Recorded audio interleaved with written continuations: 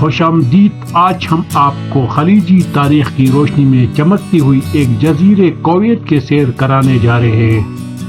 سیر culture. Kuwait ایک دلفریب تاریخ سے بھرپور ہے۔ اس کی قدیم قلعہ، متحرک شوق اور تاریخی بازارات زائرین کو اپنے قدیم زمانے کی یادوں میں لے جاتے ہیں۔ اس کے بنیادی دھرم اسلام، عربی، فرنگ اور فارسی سبق کے اثرات کو محسوس کیا جا سکتا ہے۔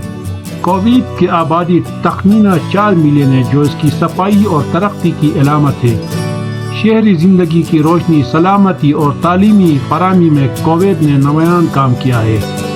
تہوار۔ کویتی تہوارات اس کے فرہنگ اور تقالید کی جھلک دکھاتے ہیں۔ عید الفطر اور عید الاضحیٰ کو مسلمانوں کے لیے خصوصی طور پر اہمیت ہے، جبکہ یوم نئے قوم اور یوم استقلال بھی عوام کے لیے خوشی کا موقع فراہم کرتے ہیں۔ لوگ۔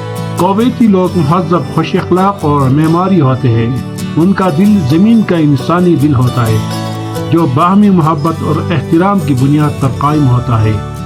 کھیل۔ فٹ بال کو کویت میں شدت سے پسند کیا جاتا ہے، جبکہ گولف اور کرکٹ بھی مقبول کھیل ہے۔ کرنسی۔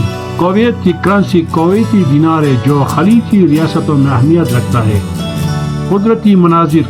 کویت کے صحرائی میدانات اور خلیج کے زیبائی نے دنیا بھر کے شوقین سیاحوں کو متاثر کیا ہے۔ بدر الخیر کی رموزی کے ساتھ خوبصورت آبشار اور جزیرہ میاں کی خوبصورتی بھی زیر نگرانی ہے۔ کویت کا موسم ہارا اور خشک ہوتا ہے۔ گرمی کے موسم میں عموماً درجہ حرارت بہت اونچی ہوتی ہے، جبکہ سردیوں میں بھی درجہ حرارت زیادہ کم نہیں ہوتی، لیکن رات کے اوقات میں ثابت رہتی ہے۔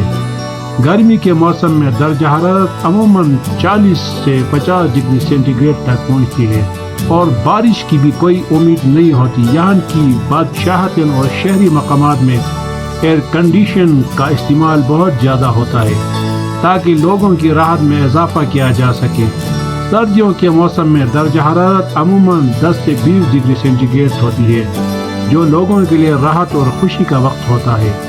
اس دوران کویت کے شہری مقامات میں خوبصورتی کا منظر بنتا ہے، اور سیاحوں کی تعداد بھی بڑھ جاتی ہے۔ کویت میں خشک ہوا کی وجہ سے بارش کی کمی کا مسئلہ ہوتا ہے، اور عموماً بارش کی موسمیات کافی کم ہوتی ہے، جبکہ بارش کا موسم مارچ سے اپریل تک ہوتا ہے۔